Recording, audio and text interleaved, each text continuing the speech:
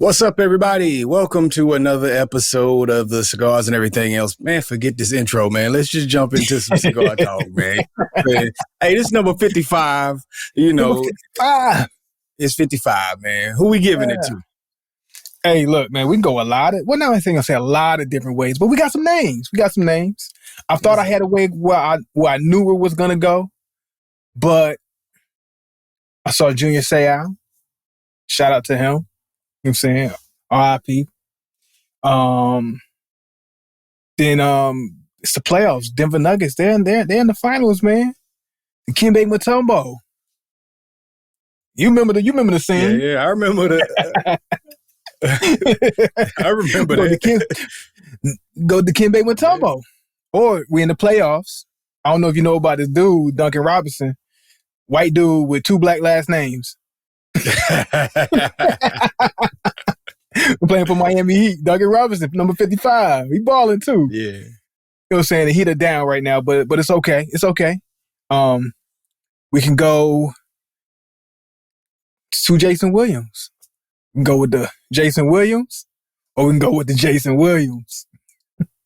If you know what I'm talking about, Jason Williams, or we can go with the Jason Williams. Yeah. No. We ain't going with that Jason Williams. Shout out to him, though, but nah. Shout out to him. Yeah. All pun intended, but no. Yeah. So, but man, that's a tough one. I thought I knew I was gonna go with White Chocolate Jason Williams. I already had it in my mind, but I was like, let me pull it up. Forgot about Dikembe. I don't know how I forgot about 55 Dikembe. I forgot about Jason Williams and I forgot about Junior Seau. You got me there. I kind of want to lean to Junior a little bit, man. Really? But, Really? There's a piece of me that want to, man. You know, that I got it take me back to my childhood there a little more than Dikembe did for a second, man. But I don't know. Yeah. In a way, you know what I'm saying? In a way, like, you know what I'm saying? Not completely, but I say for the culture, which sounds weird. I'll go with White Chocolate though, man. I mean, he said for the culture, it sounds weird. Yeah, it do sound weird. My man was in one all day. Yeah, I ain't mad at White Chocolate getting it, man. You know what I'm saying? It's the White Chocolate episode, man. Number 55. Okay, I'm not mad with it. I'm not mad about it. Let's go with it. White Chocolate. Man, unfortunately for him, this episode is I don't know what to expect of it, Jason. So, don't take it personal, Mr. Williams, if you like my episode stunk. But anyway, this episode, go ahead. We might be surprised. Jason Williams, I'm sure when he stepped on the court, people were surprised that the boy was balling the way he was balling. We might get a analogy. This could be a beautiful analogy for the Jason Williams episode. We may need to wait to the very end of this and then figure out who episode it is. Either way, it's going to be the Jason Williams episode, but we're going to figure out which Jason Williams is going to be by the end of this episode. So let's do it. Hey, what are we doing today that we're talking about? We are talking about today, which will be the infamous, notorious Brickhouse episode. And I expect nothing but greatness today. Man, oh man. I tell you, like usually when I hit the cigar shop and I'm going to pick up my stick for the show, my show stick, it's an exciting time. It's an experience. I'm looking for something that's gonna grab my attention, you know what I'm saying? Give me that good feeling inside. But today was the complete opposite. I went and picked up my cigar today, hit the cigar shop. My man came there and asked me, hey man, what you looking for? And usually I'd be like, I'm good. I'm just looking around. I was like, show me where your brick houses are. Where were they? Where were they? What shelf? They were on the top shelf. The top shelf. I would have never looked in that direction. I'm glad I asked because I came in looking. Packaging is. Look at how beautiful that packaging is. Why? That's top shelf, brother. Top shelf. That's top shelf. I was looking at the bottom off gate. I'm like, okay, I see Gurkha over here. Brickhouse got to be somewhere around here. My man said, oh yeah, it's right up here. Okay. But quick scan of the area, trying to see, okay, all right, which one am I going to choose from? They only had 2 different choices. You know what I wonder if we got the same one. Maybe. You ready to introduce the stars of the show? If you want to call them that, yeah. Let's introduce the stars of the show. In this week's episode, I got a Brickhouse classic. The classic. Okay. The classic. All right. Well, I got a Brickhouse Maduro. Smart man. So I'm hoping with it being a Maduro, it'd be a nice ride. I don't remember the experience of the one I had years past. I don't think it was a Maduro. So I'm hoping I got something different from my experience years past. So we're going to see if it takes us down another ride. I will say I did look at the description of the cigar, and I was slightly underwhelmed. So it's like I just keep, nothing's really feeding me, and I'm trying to go into this with an open mind. Like we talked about, hey, let's go in with an open mind. Let's keep it clear and just see what the cigar offers. But it's hard. For me, it's hard. Since we're talking about that, my specs are Nicaraguan rapper, Nicaraguan origin. And amazingly enough, this says this was a 93 rated and number 18 cigar of 2022. So nice. I mean, that's actually some nice stats. I like to hear that. I like to hear good stats. But does the cigar match up to the stats? We'll see. With mine, I have a Brazilian wrapper, Nicaraguan origin, binder filler Nicaraguan. So okay. I'm not a Brazilian guy either. So me too. I am going to use the cedar spill. So I have my torchlight, but I'm gonna go with the cedar spill. I want to give this bad boy the best treatment possible. What I am pairing my cigar with today, while we go ahead and light up, I'm gonna go ahead and get into this. Really quickly, I'm going with a tequila. I'm back on tequila, man. Took a little bit of a break for a couple episodes, went with the whiskey for a minute. But I decided to venture back into the world of tequila and trying to find that tequila that's really going to give me a good hit under the $100 price point. And I went with the Sincoro Blanco. So MJ's brand. Mm-hmm. And I tell you, I was pleased.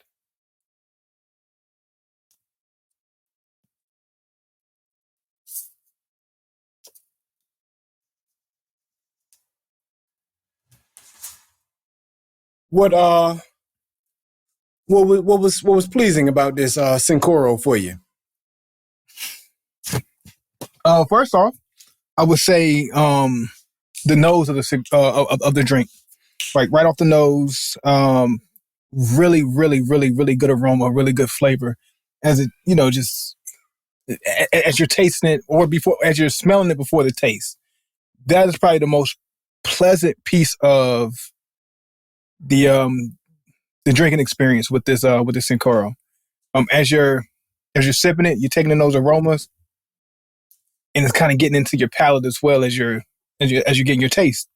I would say definitely around that Class A level that we've had, and that's probably been the best so far of all the tequilas I tried under $100, from the Gran Cormino to the Avion to the Rocks brand. I can't remember what it's called. I've tried all of those, even the Don Julio 70 under $100, and it probably has the best nose out of all of those.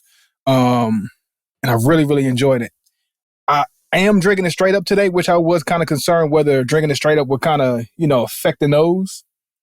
And it's still there. It is dialed back a little bit, but it does make it a whole lot smoother. It's smooth from the jump, drinking it neat, room temperature, all of that. But even straight up, it's where we got a little chill on it. I'm enjoying it. Okay. So we're giving this Brickhouse a grand beverage of choice to go with the pairing. So you was craving tequila. You back on tequila. For me, yesterday I was craving I was craving something from Deadwood. You know what I mean? I hadn't had Deadwood in a few months. I was craving that. Mm-hmm. So made a decision to go by the shop, grab me Deadwood. I'm in the Deadwood area. There are two gentlemen inside the shop before I arrive. It's the guy that works there, and it's a patron of the shop at the time. Yeah. And I'm looking, trying to figure out which one I'm going to go with.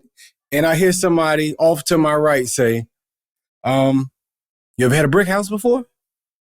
I ignore it because I assume it's the worker and the customer talking to one another. Uh-huh. I continue my search and I hear, you ever had a Brickhouse before?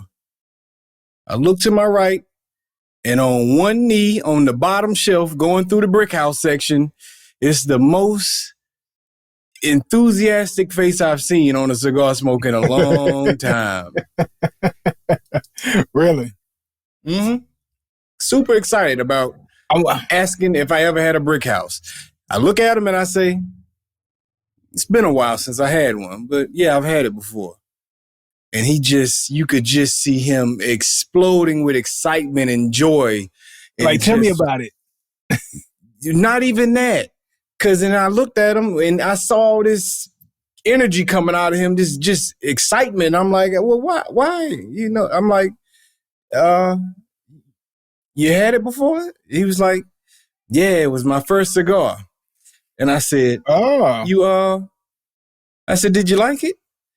And then I stopped him before he could respond. And I was like, well, you must have liked it because you're still here today smoking cigars. He's like, yeah, you're right. He was glowing down on his knees on the bottom shelf digging through brick houses. And he had about 4 in his hand. He was racking up on brick houses.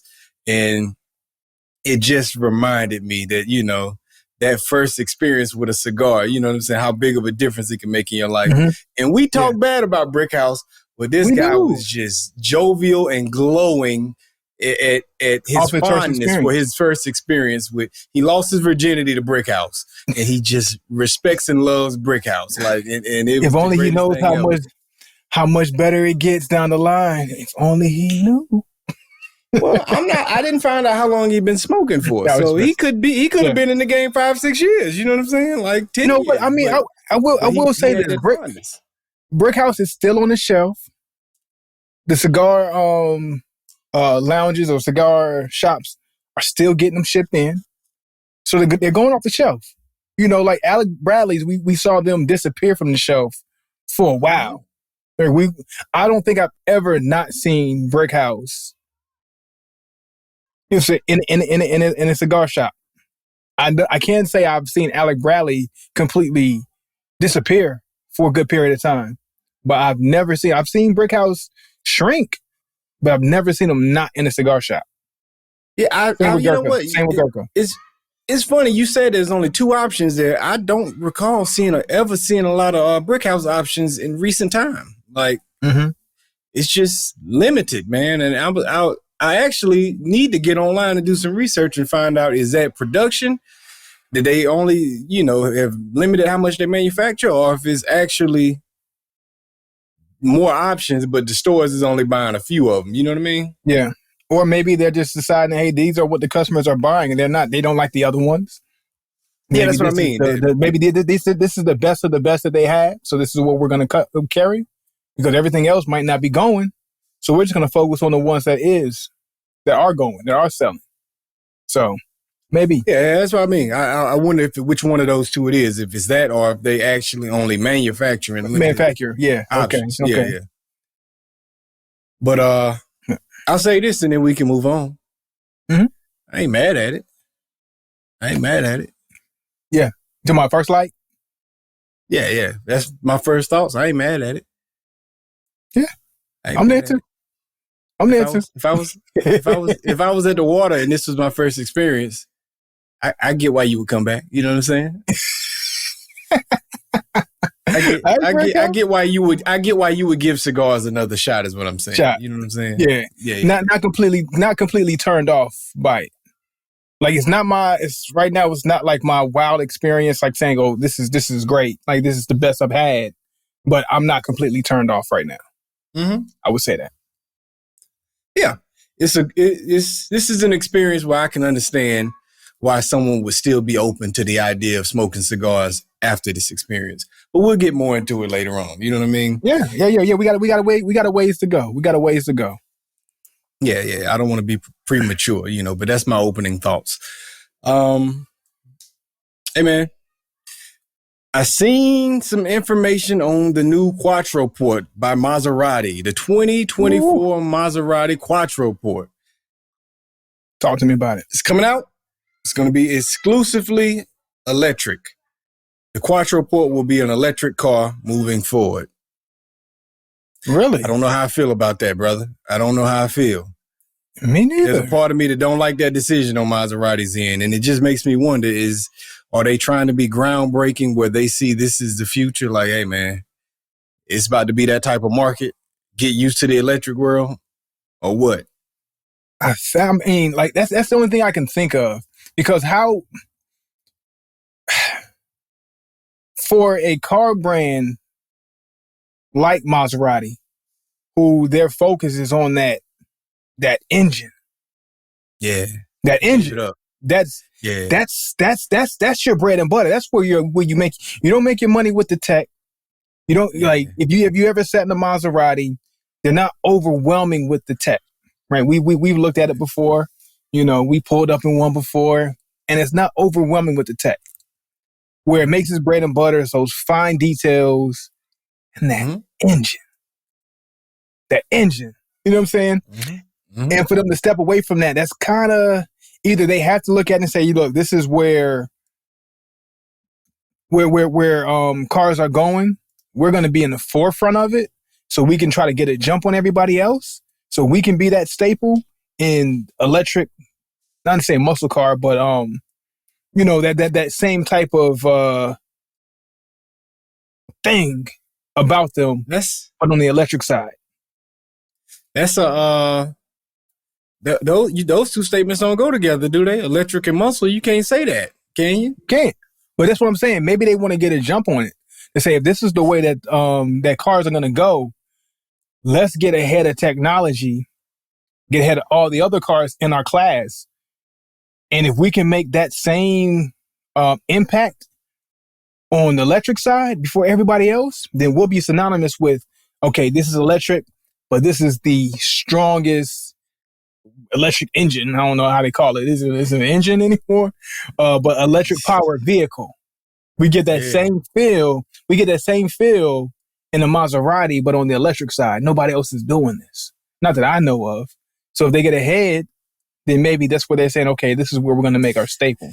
At least we're going to dedicate one of our vehicles. Quattro port? Come on. Maybe they should did it. Yeah, why not that one? Yeah. Take that one, dedicate that one to electric, and then work on your electric skills on the lower level. But that Quattro, you got to keep that tradition. To me, if you say what's Maserati's flagship, or what's their bread and butter vehicle, it's that Quattro. Yeah. So I don't know. I feel a way about them giving up the Quattro to electric. Not mad about them trying to jump and dedicate solely to electric. But why the Quattro? They should have dropped a new line like everybody else do. Mercedes Mercedes is giving attention to the electric world. Audi's giving attention to the electric world. They all doing it, but they're not giving up their flagship for it. You know what I'm saying? Yeah. Imagine Mercedes said when you heard that news. Yeah, like imagine Mercedes saying the S-Class is going to be all electric now, but still that's a little different because Mercedes is not known to be that. You know what I'm saying? They're fast. Go with but M6. Let's say they said the M6. BMW said the M6. They're going to go all electric. Only, exclusively.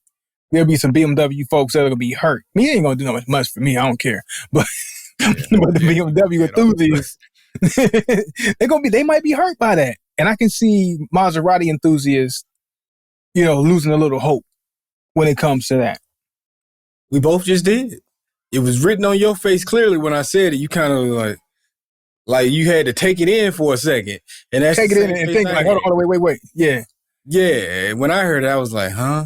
why would you do that? Like, don't do that. Like, why? It's too late, but why are you doing this? Like, can we think, hey, can we have a board meeting? So like, let's talk about this. Let's talk about this. Yeah, man. But I believe it probably is the future. You know, you hear little rumblings and stuff where people are making comments and saying by 2035, everybody's going to have to be on board with the electric cars and they're going to try to eventually become that exclusively being the thing in the world. Yeah. But it's like, I can't see it being exclusively a thing because there's so much money to be made in oil that you can't, and I might be naive by saying this because ain't no telling where the world's going to go in the next 10, 20, 15, 30 years or whatever. But to think them giving up gas-powered motor vehicles is completely, and the way how much money they make is, I can't fathom it. I can't fathom it. I can't see oil fields being shut down because there's just not enough use for fuel anymore. That particular fuel. Yeah. You know, it makes it hard for me too because there's other tech that's out there that's not being used. I don't know. I'll save it. I kind of wish you would have saved that for a little later in the conversation because that would have been a good segue into where we'll end up going later in the talk. We'll circle back. We'll circle back because I agree with that point that you made. But I don't know, man. I'm not ready to give up. And this is where we're old school Neanderthals. I still want to hear that engine. You know what I'm saying? Like I want to hear some rumble. I may not want every vehicle in my yard to rumble, but you want to have something in your collection that rumbles. Like, you know what I'm saying? Like, hey, look, we've had that experience. You know what I'm saying? And to put that Maserati in that mode of that engine really going, like you can toggle back and forth till you can really pick up that engine, and just to hear and feel that engine, it was nothing like it. It was nothing like it. Yeah. And I can't see them not having it. And I know Tesla does this, or it's another brand that does this too, where they have the audio sound and try to give you the feel. They try to simulate it. Yeah. That can't be the same. And I can see them maybe doing that, like having some kind of simulation of that engine and give you that feeling and that sound. But I can't. It's you're gonna miss that authenticity of it. You just are. Like, there's no way that you can completely duplicate that feeling that natural engine's going to give you. Right. Like, I don't care how fast your electric car moves. I want to hear that rumble. I don't want my car's testosterone free. I want it to rumble, man. You know what I'm saying? Yo, so is this, we talk about emasculation and them trying. This is the emasculation of cars. Don't neuter my car. Like, you know what I'm saying? Is that what's happening now? Are you attacking are we attacking the cars now? That very fabric of American muscle, Italian muscle, European muscle. That now we gotta mix that? Yeah. Come on, don't tell me that. That's over there quiet, like making no noise, like yo, and that's wild. Obedient. Okay, so we have this electric vehicle at work, right? When we have to maintain our vehicles. And I went out to go check the vehicle. We call it PMCS, and so you're doing your vehicle checks. And I checked the vehicle, and the battery's dead. And now this keeps happening. And I'm thinking that whoever is checking the vehicle, they turn the vehicle on and turn it completely off. Because when I went to go jump this vehicle to get it going, it's a hybrid, right? It's like, all right, hook the cables up, boom, boom, boom. Turn it on. Okay, we're getting lights. Lights are on. Great. So we're getting power. All right, let's make sure the engine's going. Let's make sure it's ready to turn on. Because, you try to jump a car, sometimes you'll get the power, but then the car won't turn, right? Right. And hit the button. I'm like, oh, man, maybe something's wrong with the cables. It's not getting power. Let's put some gas on the other car. See, like, whatever we can do to try to get this car going. Like, give it some energy.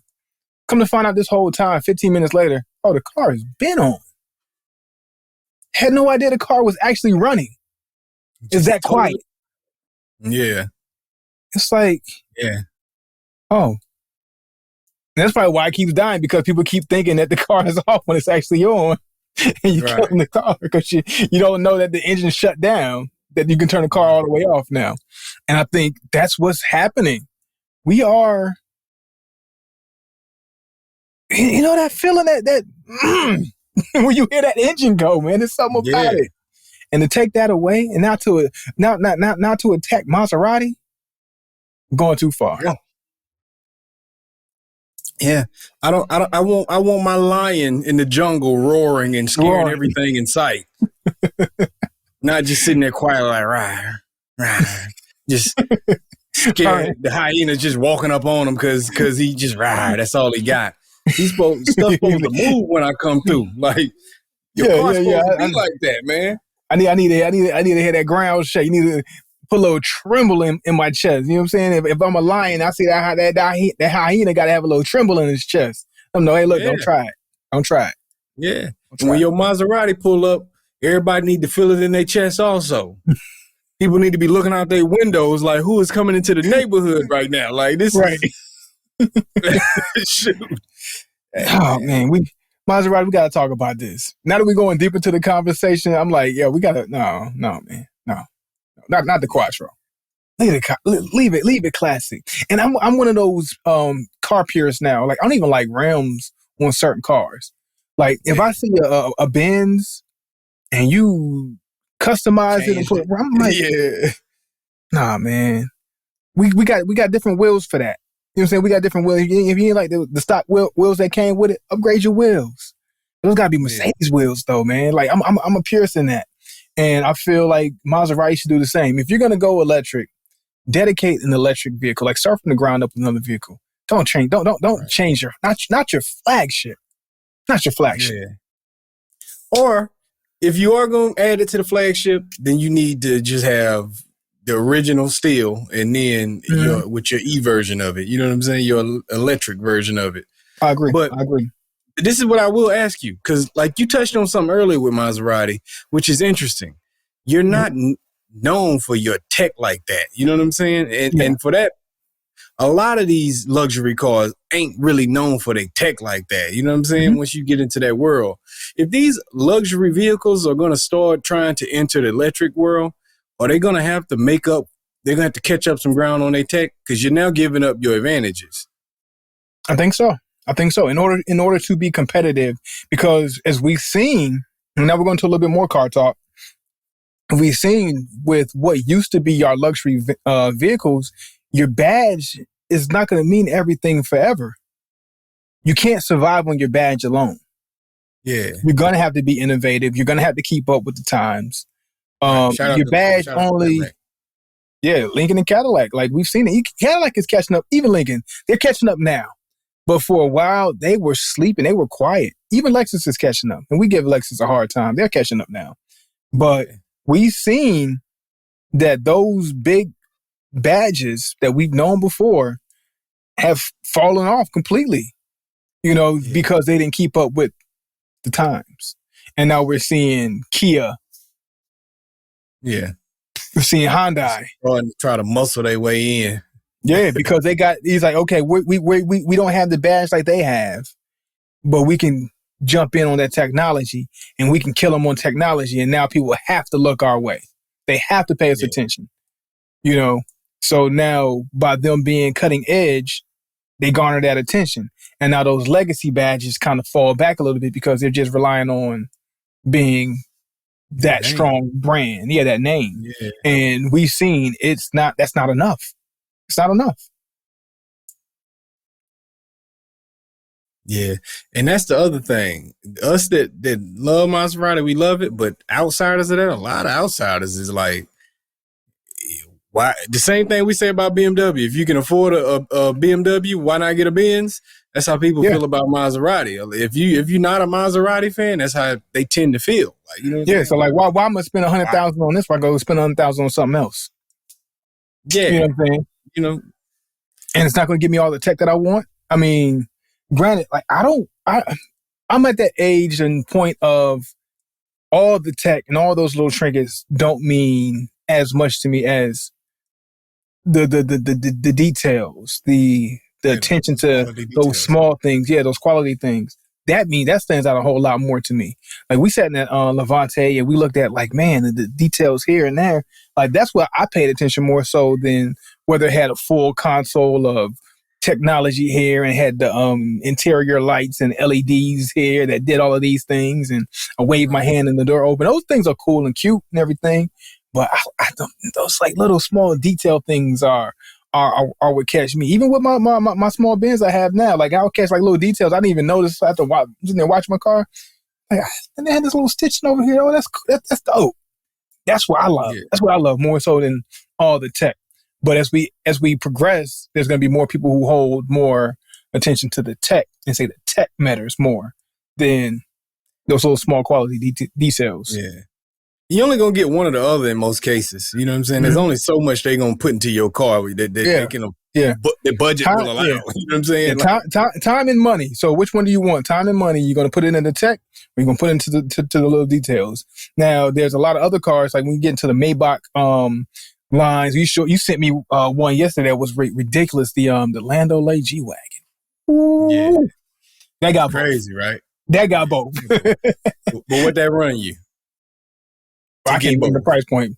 It was what, $1 million? It was $1 million. It was $1 million. I remember that. To get both. Yeah. That was $1 million. That's Bugatti prices. Come on now. Yeah. and Bugatti don't got both. Truth be told. Truth be told, yeah. Yeah. They like it when it's check if you ask me. They put it in that engine and they put it in the details. Other than that, that's what you're gonna get. Mm-hmm. All right, man. We about halfway, man. We at the halfway point. Let's do it. All right, so I'm gonna go first. I'm gonna go first. So our first light, I'm not gonna lie, it wasn't the most pleasurable first light. So automatically I started to be like, okay, here we go. It's about to let me down, right? The taste right off the palate had some bitterness and some oil and some leather, which wasn't favorable, but quickly it dialed back, and I was like, okay, this is not bad. Till we got to that point. So now getting through with the first third, where we're almost at the tail end of that first third, the cigars kind of settled. A lot of thick smoke, which I enjoy, and it is pleasurable. What I would say that is lacking right now is that aroma. The aroma is not hitting me, and it's not a pleasant aroma. But the cigar itself is not bad, but it's just the extras that I love in most of my cigars. It's not hitting that notch just yet. So I'm not getting the aroma that I want. And I gave it the cedar. Off jump. So I was just with the cedar plus the cigar had good aroma in it. It should be enhanced. It should be hitting me right now, but it's just not. So I'm not mad at it. I'm not wowed by it. But at the same time, the things I didn't like at the very beginning, they've dissipated. And I'm actually enjoying the cigar right now at the halfway point. Okay. I would say for me, at first light, it was pleasurable, but not super pleasurable. It was just like, it was cool, but it wasn't like the best light ever, you know what I'm saying? But it was far from a bad light, you know what I mean? It was just a solid light. It was a real kind of mild, but flavor off the initial lighting, but it did have that thick smoke that you talked about. I have been picking up on that. Now, for me, what I experience is a lot of earthy notes, a little bit of pepper. I didn't pick up on any, and it's interesting you brought this up. You mentioned bitterness. I didn't pick up on any bitterness initially, but at a point through it, there was a little bit of bitterness that I picked up on throughout it. Okay. But then that kind of dialed back at a point also. And on the retro hill, I picked up on like a little bit of like a very mild sweetness on the retro hill that's not noticeable unless I retroed. And it's been very toasty, a lot of toastiness throughout the entire smoke though. That's one of the main things. I'm getting that too. Getting that too. And that's pretty much where I'm at so far. As you can see, we're getting close to the second third here. So I'll be entering that shortly, and we'll see where we go from there. But that's what I got so far. All right, cool. All right, Brickhouse. Now, you said something about you can't see the oil game going away, with how much money it brings in. And I said, I wish you to say that for a little later, because what I want to go into is there was in the past, I don't know, I think I talked to you about this before. There was a water car, a guy who invented the water car like back in 1998. So he had created a replacement for it. And with the water car, you can go do your research on it yourself, people, if you're listening to it. I forgot the guy's name, Sam something, but look up water car. They got video of him on the news, and the news was showing his story and stuff. And he was about to patent this water car. He had created this part that you can add to any car, any vehicle you want it, and it will allow you to use water. And basically, off a full tank of water, you can drive the car from New York all the way to LA. The part is guaranteed for a lifetime. It will never go bad. You can use water out your water hose. You can use water from the rain. You can use beach water. Any type of water whatsoever is usable for this part. And he was like, hey, guys, I solved the oil crisis. Don't worry about gas no more. This is in like 1998. And Really? And on the news, they were like, hey, this guy's got this part. And the CIA said they're interested in meeting with him, and they'll be meeting with him soon. It happened. He had a meeting set up to meet with him and discuss his invention. They were interested in doing business with him. And he was having dinner with his brother the night before. And he grabs his chest, gets up, runs out the restaurant, says, someone poisoned me. Falls out and dies in the street the night before. All his patents that he had written up, all his blueprints of his inventions and everything was raided and now missing out of his apartment where he lived at. None of it could ever be found again, how he invented the water car. And I had a feeling that this is where the story was going. I had a feeling. I was like, yo, this CIA wanted to meet with him? Did he end up missing? That was my initial question. Did he end up missing? No, he ended up dead.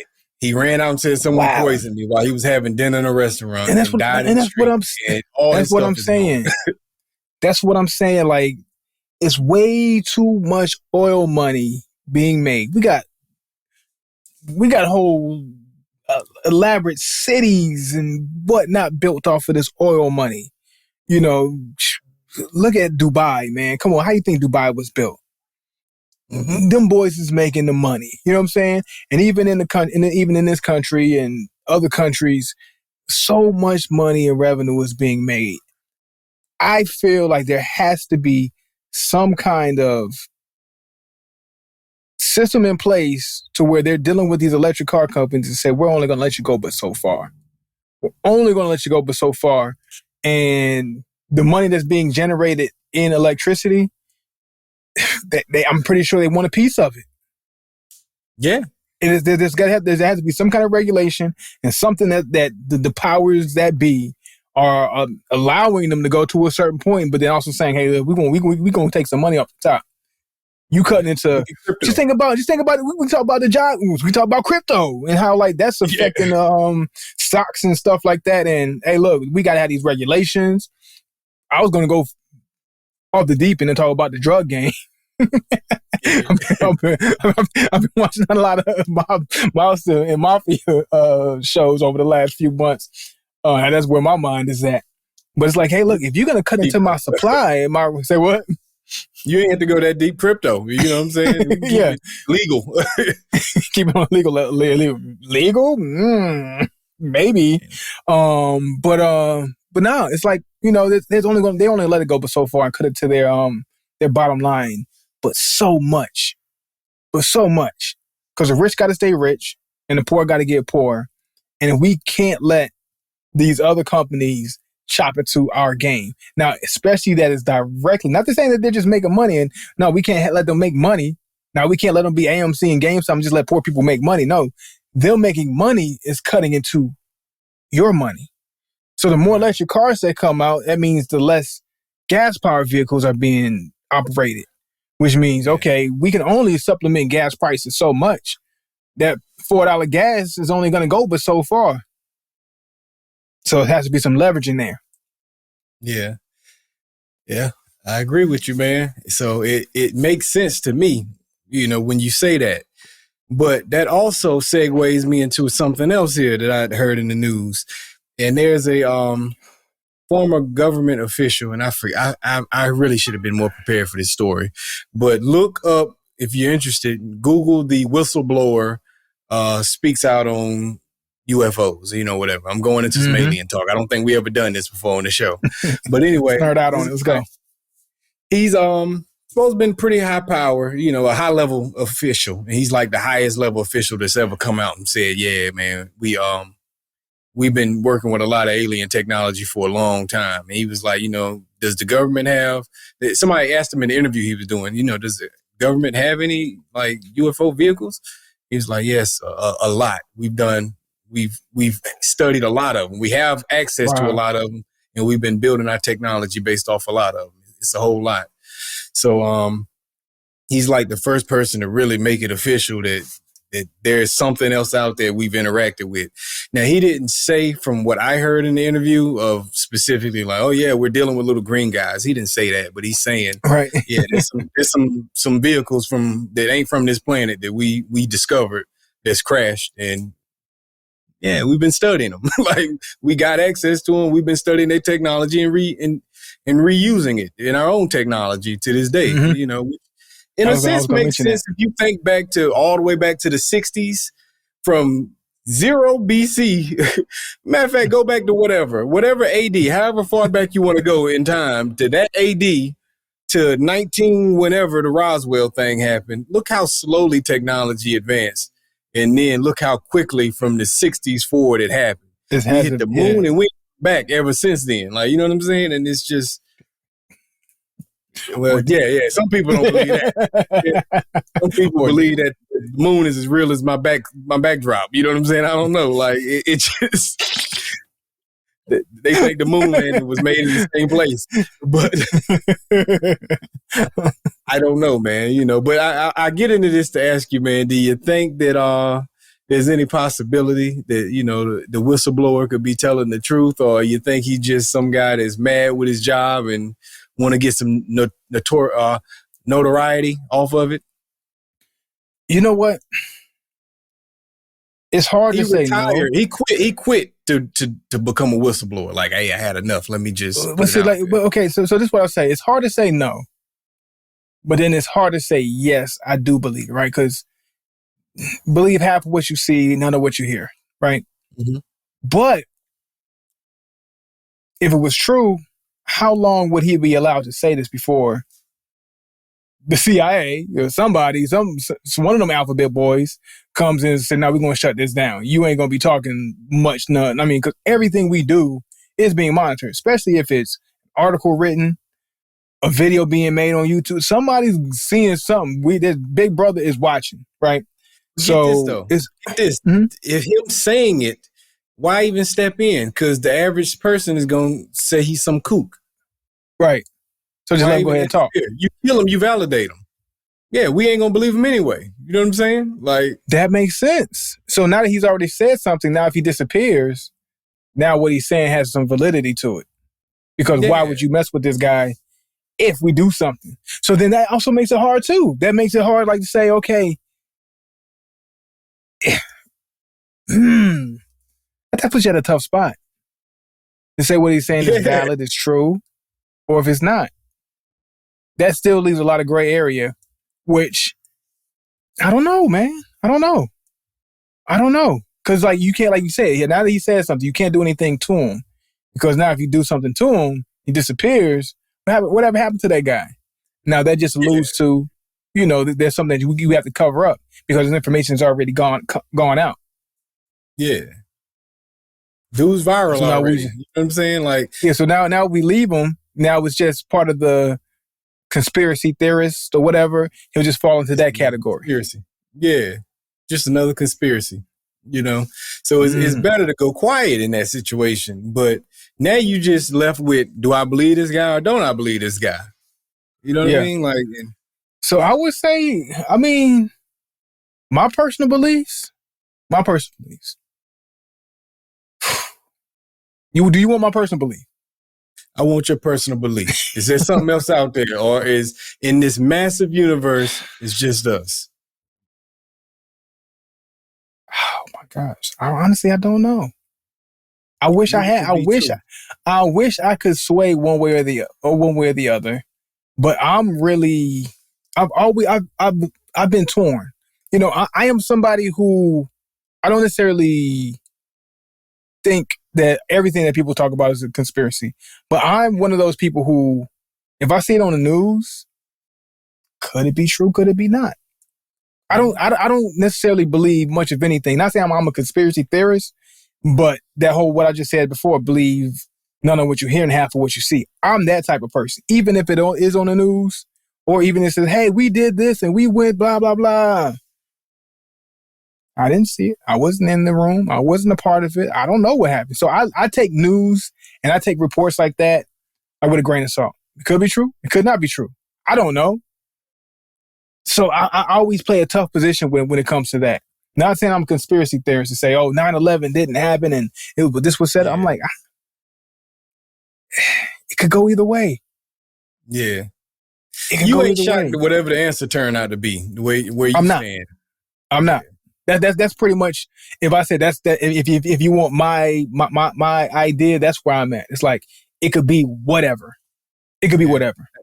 And I won't be shocked. That's a good way to be as a black person. You know what I'm saying? We just shouldn't be shocked at anything in this world. You know what I'm saying? And that's a good stance to have. Like you hear something on the news. Did it really happen? I didn't know this person. Did this person really die in this fashion? I don't know. I have sympathy. I have understanding and reasoning. But do I truly buy into everything I hear? Absolutely not. Absolutely not. I can only know what I see. Half of what I see. You know what I'm saying? That's pretty much my stance on the idea of like life somewhere else. I don't know. Like I'm open that it makes sense. You know what I'm saying? Yeah, like, it could be possible. It makes sense. Just life in general is shocking to me. Just the fact that I'm here. Like, how did I end up here? I don't know. How you end up here? How did this whole thing? We don't know. Yeah. So nothing does shock me. So if 10 aliens from 10 different planets come show up on my doorstep tomorrow, I'm like, oh, okay. Well, this is what it is. This is real. You know? Okay, yeah. Okay, that was real. That was real. Yeah, and that's for me. You know what I'm saying? I get all the logical reasons. You know, it's a lot of different galaxies out here with their own suns and their orbit. And, you know, there's got to be a sweet spot somewhere else amongst all these billions of stars. We can't be the only life. Like I wouldn't be shocked if we weren't the only life, but at the same time, I don't know it, so I can't say for sure. And I'm not going to be like, yeah, there definitely is life in other areas. No, I don't know. Yeah, maybe this was the chosen planet for life to be what it is, and for me to be here. Right. I don't know. If I found out that we were here alone, I'd be like, that's what we always believe. You know what I'm saying? Okay, cool. Like, who's the goat on your planet? Like what I would ask is, who's the goat on your planet? Right? Do you have a Michael Jordan? Did y'all have a Michael Jackson up there? Did he moonwalk too? Right? Could he moonwalk? Those are the questions I would have. Or is it called something else? Is it Jupiter walking? Where you from? What y'all call it? Like, hey, but you know what though? Like, I'll say this: if something exists somewhere else, all that little gray guy talk, I don't believe that. I believe whatever it is probably look. They might exist similar like us. Yeah, it's 4 fingers and like they got Simpsons fingers instead of 10. You know what I'm saying? But they look like us. Like I don't buy into that whole all these. They look like these aliens. And they eyes glow and all this weird stuff. Yeah. Yeah. That's all fantastical. You know, comic book stuff to me, man. You know. But maybe, you know what I'm saying? I don't know. Maybe. I don't know enough about how planets work. You know what I'm saying? And how life forms would evolve in different planet environments. And you know what? Maybe we'll live long enough to find out. We are really at this technological turn. We talked about it a little bit on the last episode or a couple episodes ago. We are really at this turn of the times. So we might be in that realm of being able to find out very soon and very shortly. Who knows, man? Because like you said, from the 60s to now, how much stuff has changed and grown, the exponential growth of things, it is wild. It is mind-blowing. Mind-blowing. Right. Yeah. All right, man. But if the government decides to share that information. Yeah. So we're at the point where we got to wrap these up, man. Yeah. You want to go first? I'll go first. I got it. Check it out. My Brickhouse, right? Okay. I'll go first. We'll go with the classic, right? because for me, it hasn't a whole lot changed for me. Since then, I have picked up on a little bit of woodiness that's starting to pick up within the stick that I'm noticing. And maybe cocoa, coffee type thing. I haven't quite totally got into it yet, but that's starting to pick up also.